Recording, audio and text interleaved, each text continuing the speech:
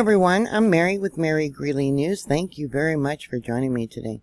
Recent events in my life have inspired me to do this video. I hope YouTube doesn't flag it and I get shut down, but I am on Rumble, so you can watch my videos that I sometimes post over there, and this one will be there.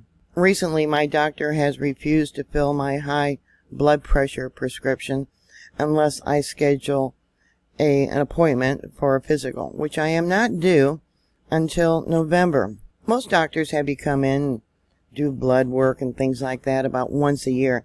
This doctor wants you to do it every 6 months, but I was already at the doctor's office, the hospital, in May, and they drew blood, they took my blood pressure, all that stuff, because I had come down with a mild case of COVID. This is the second time that I had COVID. I originally had it, and it was a really bad, achy case back in March of 2020. So I called the doctor and I told her, or the assistant, to pass the message on to her, that this is prescription blackmail. First off, I'm just an average citizen. I am not a physician in any way. I was a CNA for many years, working at 3 different nursing homes, but that is the extent of what I did with any type of medical industry. For those of you that do not know what a CNA, it's a certified nurse's aide. 3 different nursing homes I worked in, and I told my kids, if you ever put me in a nursing home, I'm cutting you guys off. Yeah.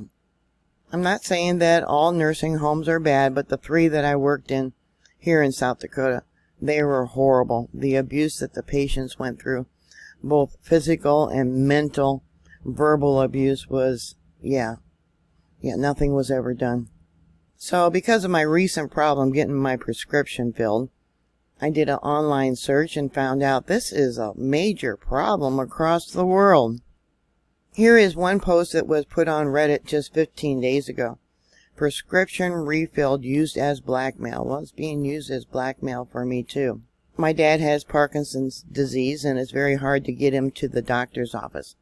He does video visits. Well, that's not available here. I'll go into that more in a minute.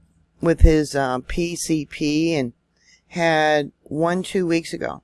He also has a AFIB and needs blood thinners to control it. He has only a half a day's worth of the prescription left. I requested a refill last week and should have been here by now. When I checked the app, the pharmacy still listed it as in progress.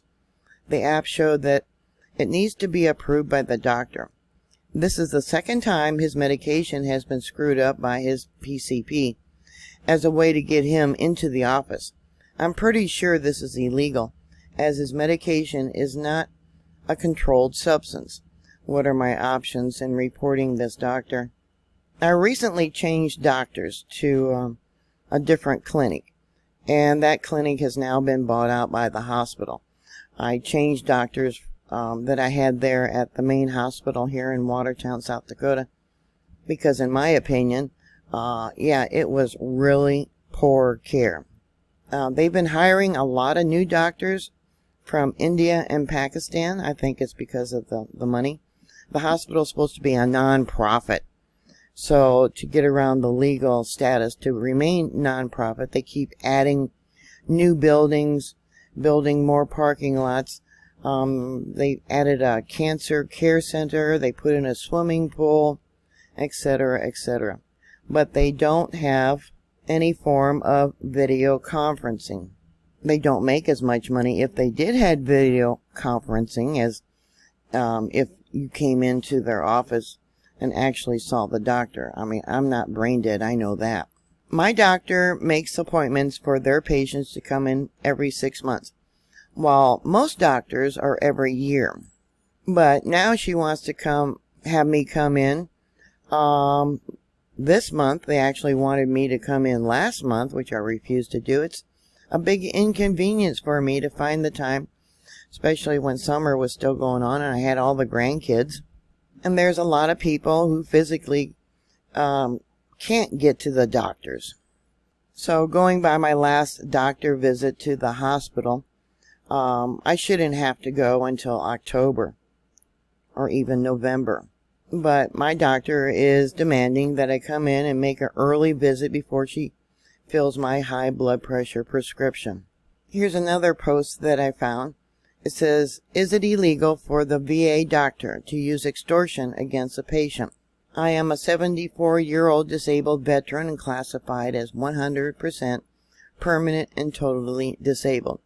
As the years go by, my body becomes no disabled, and I am now housebound." Must have meant more disabled.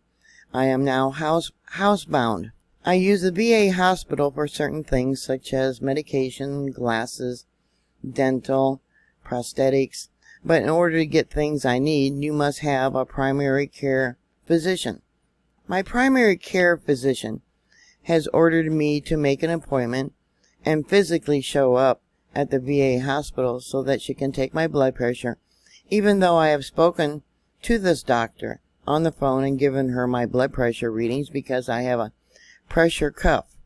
My doctor is now threatening me, saying that she will cut off all my medications, which is keeping me alive. I show up for the appointment. To me, this is just plain and simple extortion.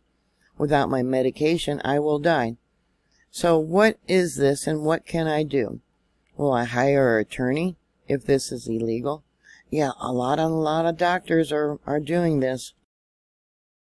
Here is another post. This is from December. "Yes or no, is it blackmail? Do doctors blackmail us as a community? I never filled 2 scripts. They were intended, in theory, supposedly to prevent future problems, for which there is absolutely zero evidence or the slightest physical indication in the labs for them. My doctor also suggested a preventive cholesterol medication, even though I have cholesterol levels that are basically normal. I did get my prescription filled, but I flat out refused to take it. But in this case, this fellow or woman, whoever, Stuart, didn't fill it. It says here they visited the medical doctor a few days back, and he was quite unhappy his scripts were not filled. What right do they have to check to see if you actually filled them? I guess the doctor required that he filled his scripts, required that I see him in 30 days to a follow-up with labs, proving I took them. More bluntly, if I do not play nice, do as my throat-clearing sound told, the implication is plainly clear. No more mandatory scripts, insulin strips, syringes, etc. for me until I do it. Do others have this grim experience? Yes or no? Is this blackmail? Well, in my opinion, it is. It's your body, your choice. How many of you recently heard that Biden put before Congress mandatory vaccines for everybody here in the United States? Mr. President, can you say anything about the uptick of COVID cases and the new variant? Yes, I can. Matter of fact, I signed off this morning on a proposal we have to present to the Congress a request for additional funding for new vaccine that is necessary, that works. And tentatively, not decided finally yet, tentatively, it is recommended that, it will likely be recommended that everybody get, no matter what they got before. For the new variant that's coming around? Yeah, my body, my choice. I believe it was back in 2020 when the emergency vaccine came out. I kept getting phone calls from my doctor from the hospital. "Oh, get the vaccine, get the vaccine." I must have got 6 phone calls within 1 month until I told them to quit calling me and put me on their do not call list. And I told them that every time, but it took a long time for them to quit hounding me to get their vaccine, the emergency. And it's experimental vaccine. They say it's good for the elderly. They say it's good for the children. Your body, your choice. And we must be winning in the battle for Biden to say that it's going to be mandatory. I did find this online. If my doctor doesn't call me back today saying she's going to refill my prescription, I may be making an appointment for an online doctor that I recently found when I was searching. They're associated with United Healthcare, Aetna, Humana, and many more, it says. Quality care from coast to coast and everywhere in between. So I don't know if I'm going to try them out. They have a membership plan. It says insured, $14 a month for insured, and uninsured, $99 a year. The first visit would be $129 if you're uninsured. If you are insured, that's probably with Medicare or Medi-Cal. There is a copay, and it goes down. Yeah, I might check them out. This article was published March of this year. It talks about how doctors are now using artificial intelligence for diagnosing medical problems. Paul Friedman at Mayo Clinic's cardiological department said doctors use AI tools to spot heart failures and atrial fibrillation from electrocardiograms, potentially years before they might otherwise be diagnosed. Last year, Cano Health Physicians Group used AI to identify diabetic retinopathy, sorry about that, with images from an eye camera. In Baltimore, evidently, they used AI to identify septic hospitalized patients. Research found patients could be treated nearly 2 hours earlier, on average, with AI diagnosis, reducing septic hospital mortality by 18%. I believe my doctor is using this AI in her preventive treatment and with other things that they want me to take. I did do a blood test the last time, but before the results of the blood test even came back, yeah, she jumped on 2 different medications she wanted me to take, so that's why I think they're using AI. Here's another article I found. It says why doctors using ChatGPT are unknowingly violating HIPAA. That would be HIPAA laws. Your doctor's new assistant could be a chatbot, and that could be a privacy problem. With the rise in artificial intelligence, clinicians are turning to chatbots like OpenAI's ChatGPT to organize notes, produce medical records, or write letters to health insurers. But clinicians deploying this new technology may be violating health privacy laws, according to Jean-View Klotner, an associate professor of public policy at the USC Sol Prince School of Public Policy. Physicians are using chatbot for many things, mainly to consolidate notes. There has been a lot of focus on using AI to quickly find answers to clinical questions, but a lot of practical interest among physicians has been in summarizing visits or writing correspondence that everyone has to, but nobody wants to. A lot of that content has protected health information in it. The protected health information is no longer internal to the health system. Once you enter something into ChatGPT, it's on an OpenAI server that are not HIPAA compliant. That's the real reason, and that is technically a data breach. It's more of a legal and financial risk. You could have the Department of Health and Human Services, HHS, investigate and find you and the health system.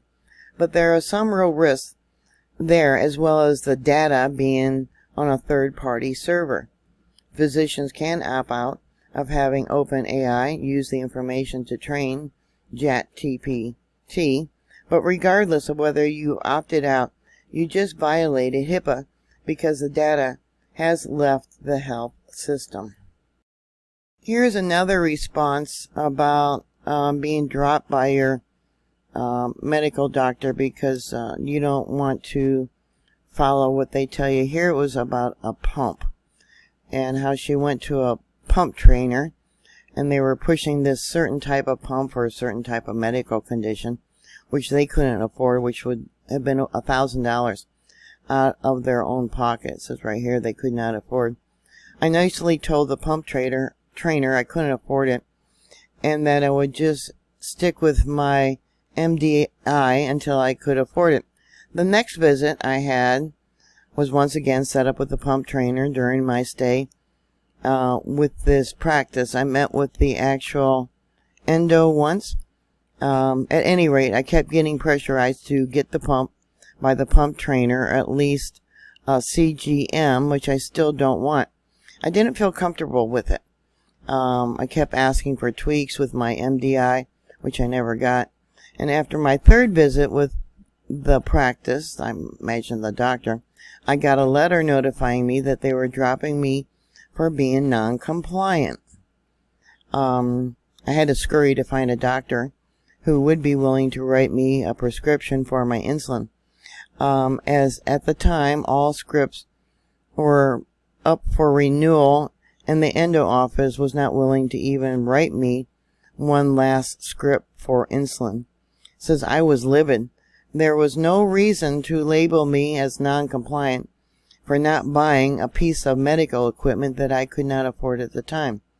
I hate the sound of doctors getting away with stuff like this, though I do let anyone in the area who is looking for a new endo know my experience with this group. I guess that is all I can do. Yeah, too many of us are compliant. The best doctor I ever had was when I lived in Oregon.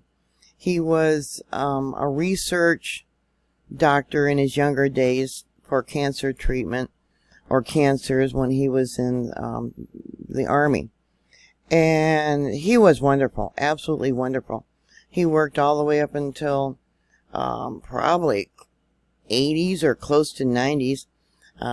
He called the newer doctors suitors because they worked to buy their suits, their fancy suits, you know, the yachts and the big expensive homes, things like that. He did not want to retire because he knew that the county or the state would come in and take his practice and people would be forced to go to the new clinic that they eventually opened up when he retired. We all know that the pharmaceuticals give to the doctors all these different types of medication to push onto their patients.